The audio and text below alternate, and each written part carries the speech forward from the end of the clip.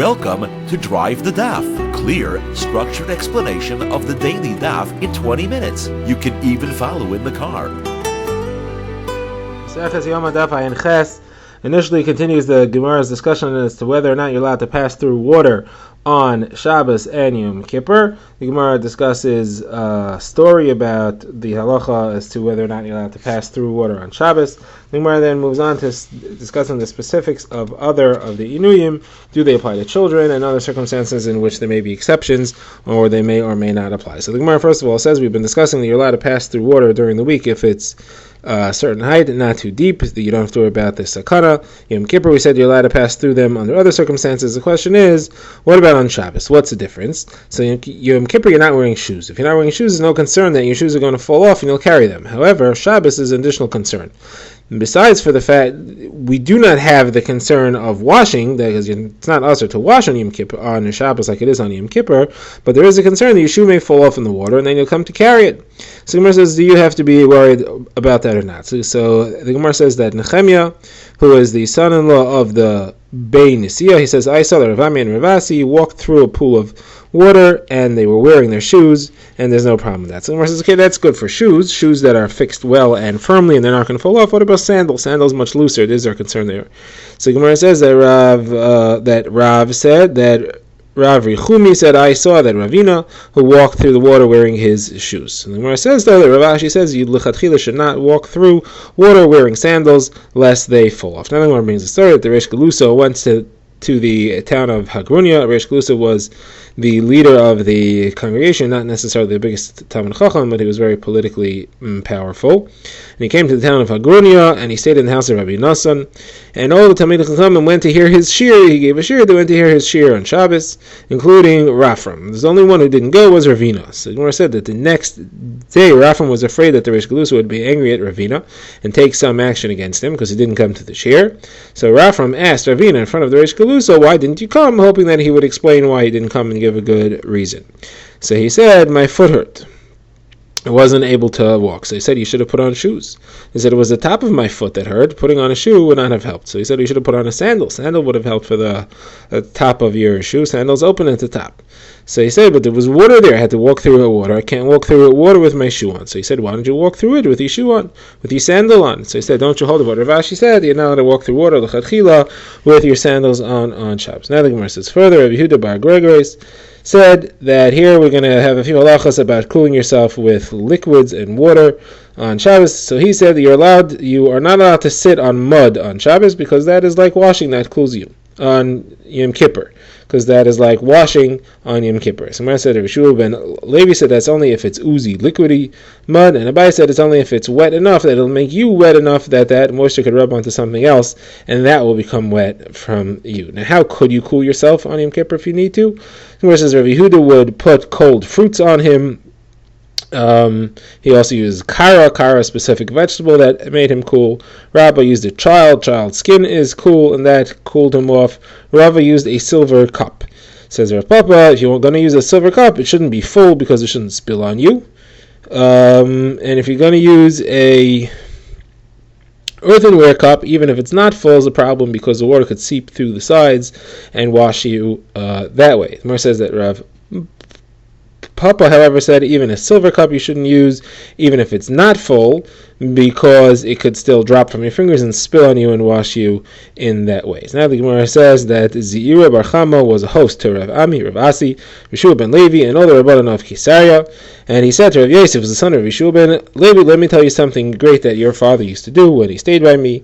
And this is how he would cool himself on Yom Kippur. He would take a towel or some cloth before Yom Kippur. He would soak it in water.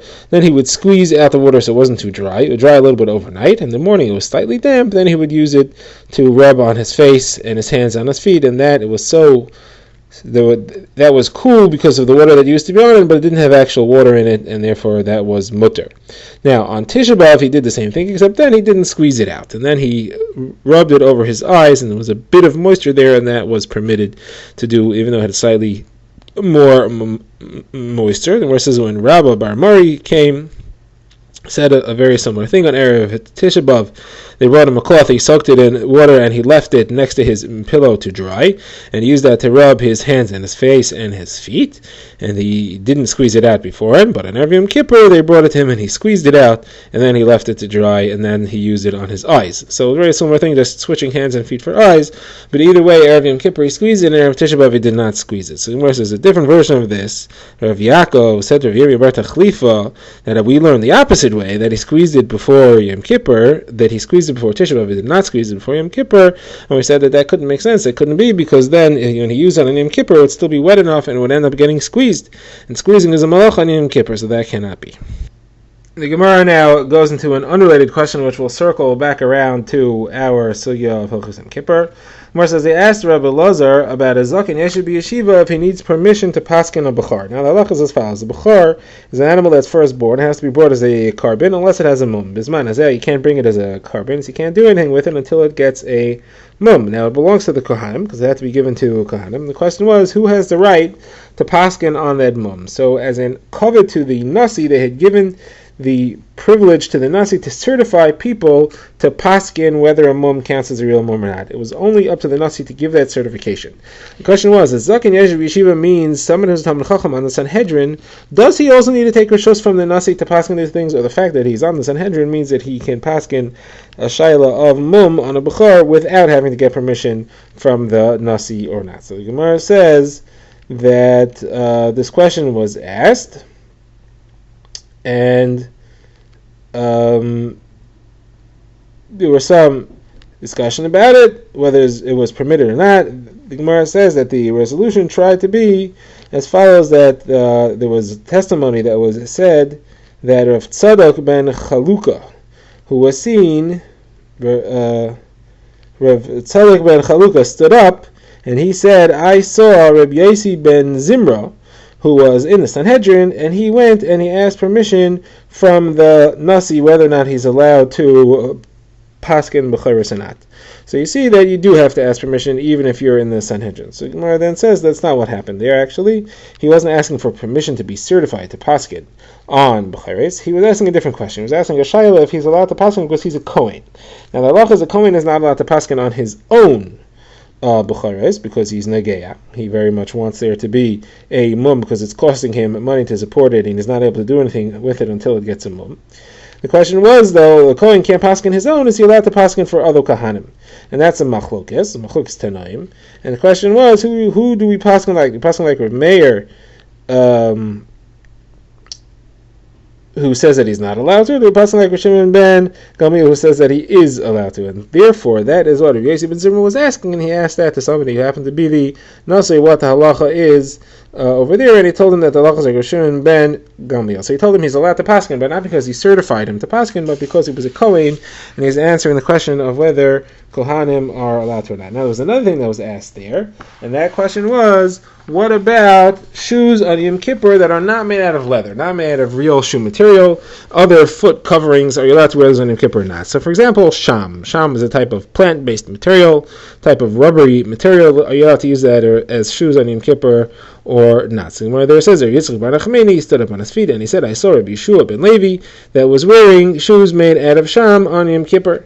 And he said that I asked him, you're allowed to wear this on Yom Kippur, what about on a publicly declared fast because of no rain? Sometimes a chachamim will declare a fast day because there is no rain falling, there's a drought, and those fasts will increase in severity as they keep adding more fast if the rain doesn't come. At some point, it's forbidden to wear shoes. Does the same halacha apply there? And he said, yes, the same halacha applies there, not only Yom Kippur, but even this rabbinically created fast, we have the same chumrah there.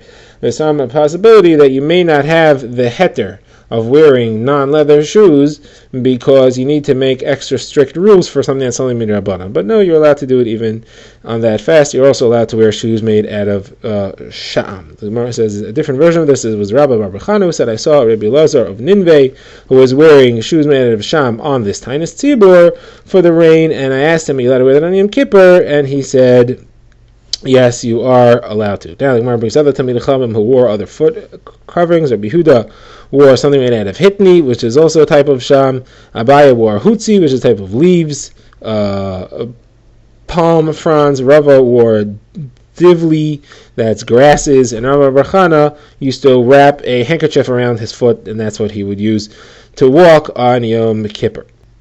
Now the Gemara asks a kasha on all this from Mishnah Masechta Shabbos, where you have a machlokes between Rabbi Meir and Rabbi Yossi about a person who has an amputated leg, if he's allowed to wear a prosthetic, a fake wooden leg on Shabbos. Now that wooden leg had a cup fixed to the end of it that his stump would fit into, and the machlokes between Rabbi Meir and Rabbi Yossi is he allowed to wear it or not? And the Gemara assumes that at the point of the machlokes is it considered a shoe? If it's considered a shoe, he's allowed to wear it. If it's not considered a shoe, then he's not allowed to wear it. Now Rabbi Yossi holds that he's not allowed to wear it. Pashas, the Gemara says that means he holds that it's not considered a shoe, and yet the Gemara says that both Rabbi Yossi and Rabbi Meir agree that it's also to wear on Yom Kippur. So you see, even though this thing is not a shoe, still you're not allowed to wear it on your foot on Yom Kippur. That would seem to indicate that all these other things which don't count as shoes, you're not allowed to wear on Yom Kippur. So how could all these people wear all these things on Yom Kippur? You're not allowed to wear something else on your foot on Yom Kippur.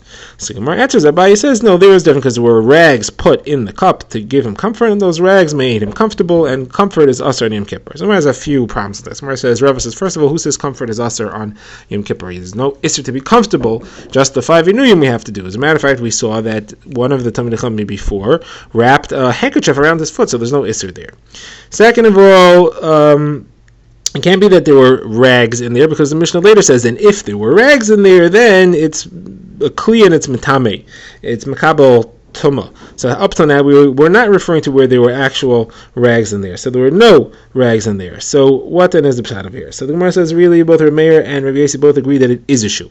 And therefore, the reason it's usher on Yom Kippur is because it counts as a shoe, not because it's not a shoe. It counts as a real shoe. What then is machakas? Machakas is, are we afraid that it's going to fall off, and is going to end up carrying it on Shabbos or not?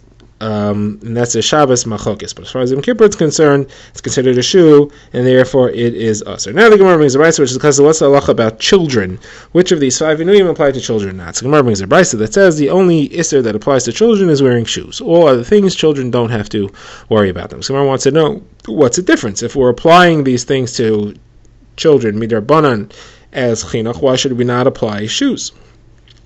Why should we apply the issur of wearing shoes and not any of the other issurim? So the Gemara first of all wants to say, because if a child walks around with shoes, people will think that an adult put them on him. Now, although it's permitted for a child to do any of these things, because he's not chayav in all these mitzvahs, the Gemara is assuming an adult is not allowed to do them for him, because that's an adult doing an issur for a child. We know that that's forbidden. An adult is not allowed to feed non-kosher food to a child, and is not allowed to do any issur for a child. So with shoes on him, it'll look like an adult put them on him. Other things, it won't. So the Gemara says, why should shoes look like an adult put him on him more than anything else? If you see him anointed or washed, people think that an adult anointed him or washed him. Gemara said, no. If you see him anointed or washed, people will think that before Yom Kippur he was anointed or washed. Gemara says, well, same thing with the shoe. People think you put it on him before Yom Kippur. Gemara says, no, you can't put a shoe on somebody before Yom Kippur, because if you see him wearing it during the day of Yom Kippur and was put on before Yom Kippur, that means he slept in it. And how about sleeping in your shoes? The Gemara says, calls Shmuel, that somebody who wants to taste what it feels like to be dead should sleep with the shoes on. So you're not allowed to do that. So Gemara says, okay, so the reason is something else. The reason is because all those other things are needed for a child's growth and for his development. You need all these things. Wearing shoes, you don't need. He could wear other things. But anything that's needed for his development, we do not make exer for him to keep those mitzvahs midirabanan, and therefore he's allowed to eat, drink, wash, and anoint. As the Gemara quotes, Abaye says that his stepmother used to tell him how you raise a child properly, that when a child is very young, he needs hot water and oil. When he grows a little bit, he needs roasted egg in kudach. When he goes a little bit more than that, he needs kalim to break. Kalim to break, the Gemara says, yes, he needs to get out his emotions, and therefore Rabba would buy cheap kalim for his kids to be able to break, and that was a very healthy thing for them to do. Okay, the Gemara now refers back to the Mishnah where we had seen that a king and a kawa are allowed to wash their face. The Gemara says, where is this halacha from? The Gemara says, this is actually, it's quoted in our Mishnah in the name of Rabbi Eliezer, who argues on the Tanakama. The Gemara says that's like Rabbi Chanina ben Tradian, who's learned a brisa where Rabbi Chanina ben Tradian quotes Rabbi Eliezer, and he says that a king and a kala are allowed to wash their face. Another halacha that says in our Mishnah that is also in that brisa brought by Rabbi Chanina ben Tradian, in the name of Rabbi Eliezer, that a laboring woman is allowed to wear shoes, and the Gemara explains that the reason for that is as follows. Each of these, the reason is as follows. The king has to be especially beautiful, like the pasuk says, Melech b'yafio techazeno einecha. He has to take care of his appearance. It's a pasuk in Yeshayahu. A kala, we know that the halach is we want her to be extra beautiful in the beginning of her marriage, so that she should not become disgusting to her husband. The Gemara says, how long does that go for? The Gemara says that goes for 30 days. She should not hold herself back from any types of makeup for 30 days for any reason. And a laboring woman can wear shoes because the cold can be unhealthy for her. The Gemara says one final halacha here on this discussion: if there are scorpions around, everybody needs to wear shoes, and therefore it's permitted for everybody to wear.